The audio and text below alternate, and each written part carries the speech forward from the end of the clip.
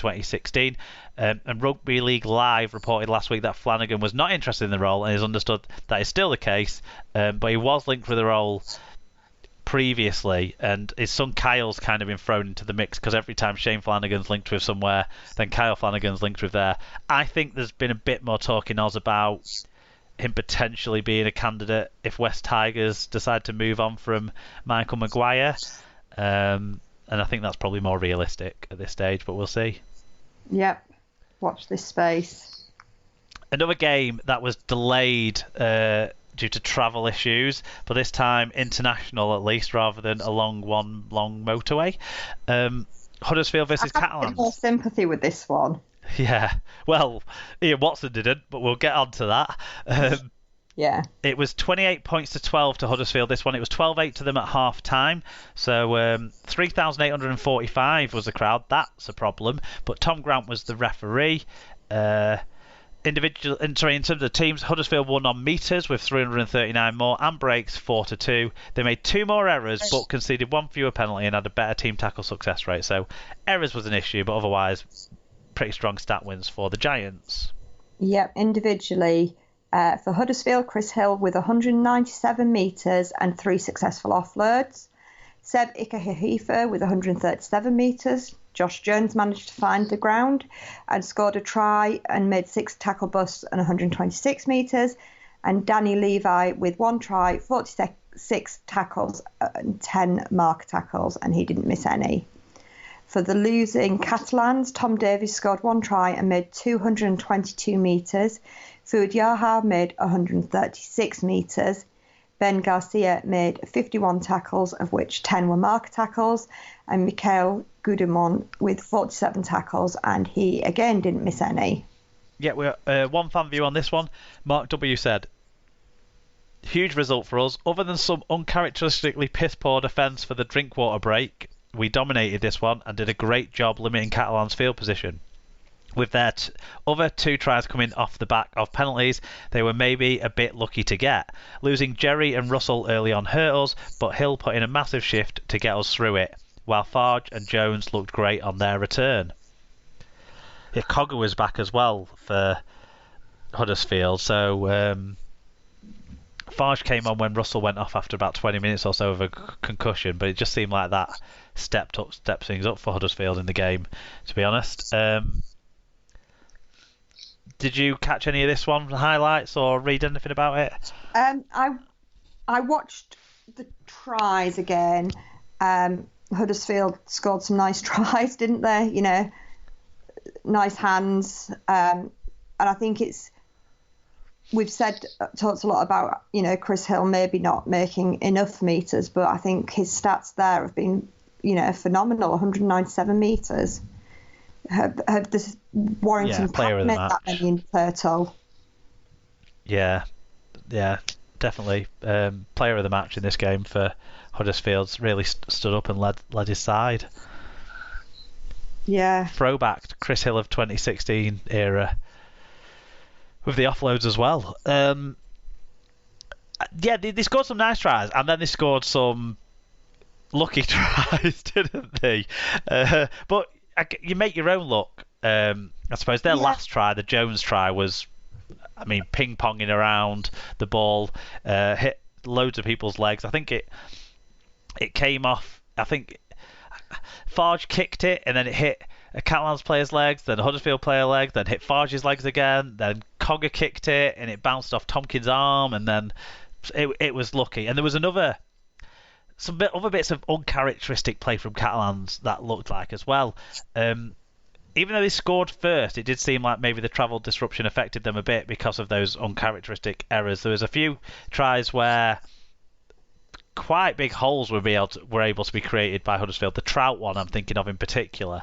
And then Tompkins made 2 errors in 2 of the build up to 2 of the tries, which is very uncharacteristic for him. Yeah, you really do expect that of him. He's another player, certainly in recent years, that you expect an 8 out of 10 minimum performance from, isn't he? Yeah, and you didn't get that from him this week. He missed all his kicks as well, didn't he? Which kind of made the scoreboard look how far apart it looked when you consider it was only 4 tries to 3.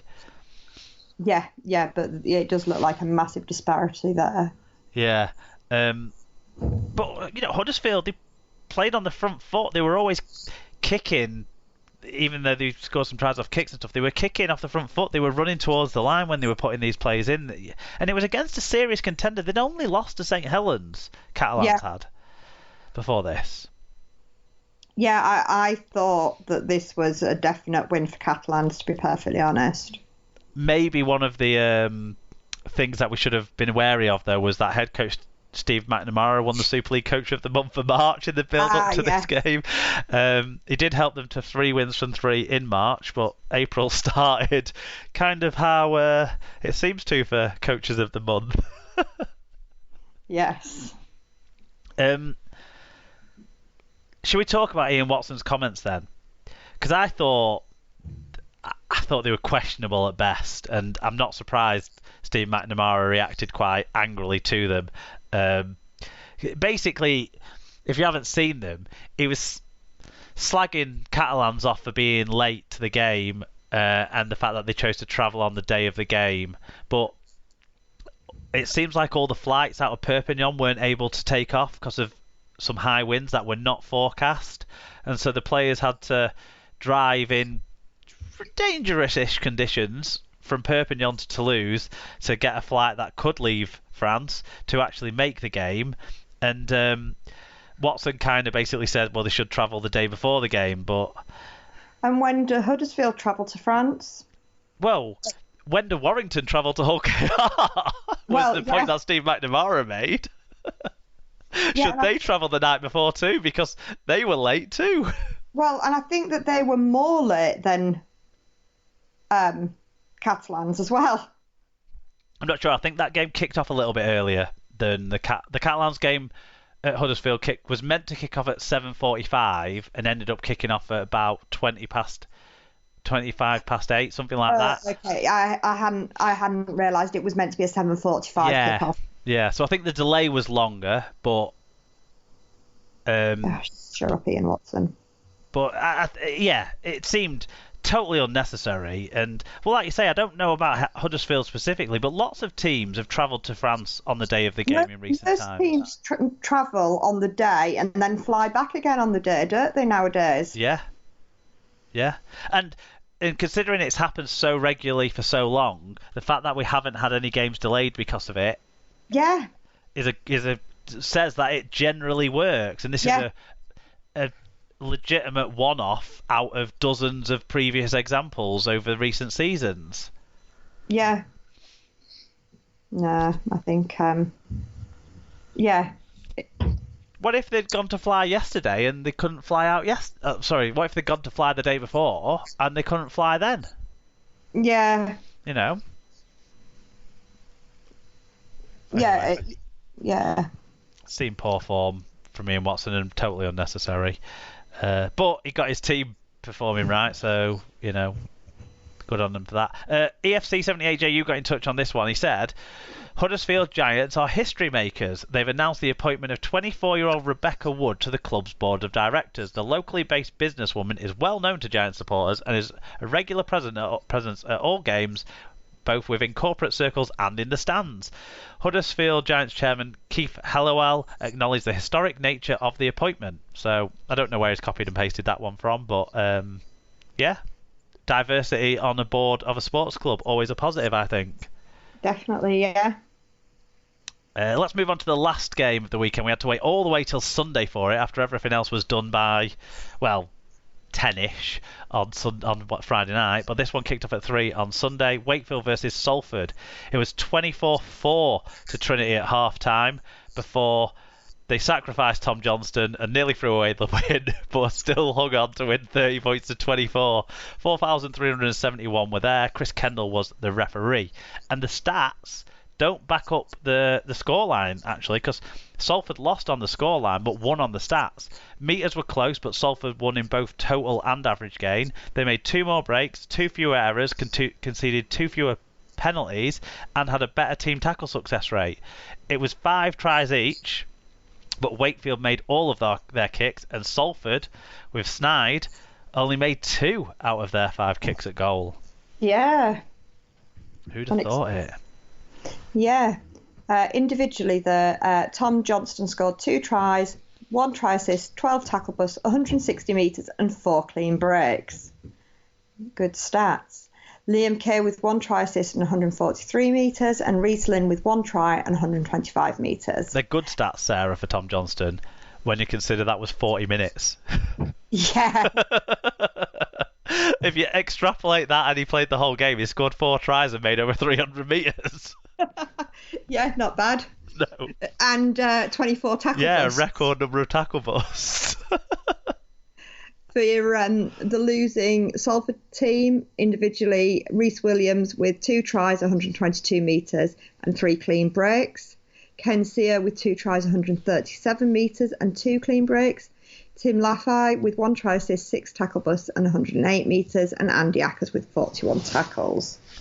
The Wakey White said, first half was the Tom Johnston show and he had a big hand in all 4 tries. It ended in true Johnston fashion though, with a brilliant solo try followed by him going off injured. The second half was all Salford though, and only Sneed's poor day with the boot gave us the win. We need to put in a full 80 next week if we want to advance in the cup against Wigan. Yeah. I tried to listen to this on the radio. It was on BBC Radio Leeds, but what happened was every time anyone scored, they'd gone around the grounds to the other games because they thought nothing was happening, and then something broke out because of Tom Johnston brilliance that led to Wakefield scoring, and none of them were reported on live. Oh no. But there was a lot to enjoy about Tom Johnston's performance that showed up in the highlights, wasn't there? Yeah.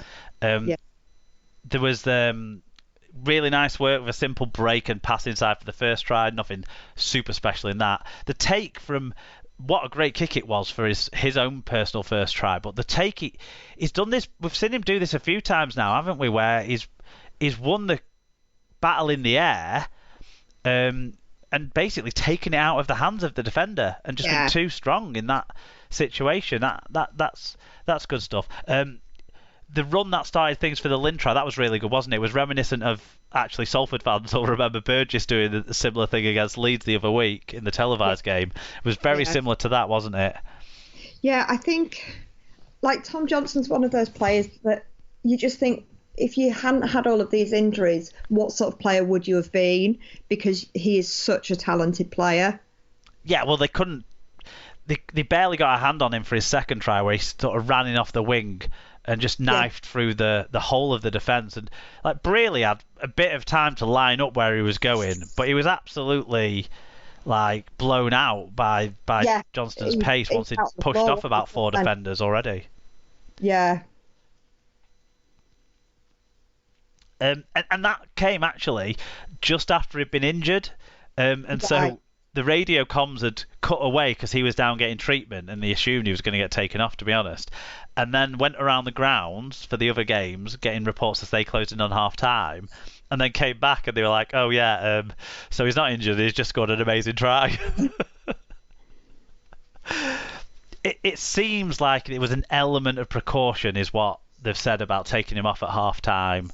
Back strain. I suppose you feel 24-4, job done, don't you? Yeah, exactly. And certainly you can't risk him making something worse, because you need him when you're playing against sides that on paper certainly are, in league performances overall and stuff, are a better side. You need your best players, your star players who can do something that not many players in the league can do. And Tom Johnston can do that for sure. One thing when you watch the first half highlights you look at and see is like Ryan Brearley is a really shit last line of defence. Yeah. He falls over when he's pretending to try and tackle people because he can't actually tackle them, it seems like. But then when you watch the second half, you'll see he's a really creative player with the ball in hand. I think he set up 3 of the tries. It's a real dilemma for Paul Rowley, I think, because I don't know if Brearley's defence will ever be good enough for Super League level. It wasn't when he played at half-back for teams in the past, so that's why he's ended up at full-back, I think. Then you need some good defence at a full-back. Yeah, and his positioning's questionable, his one-on-one tackling, call Connor for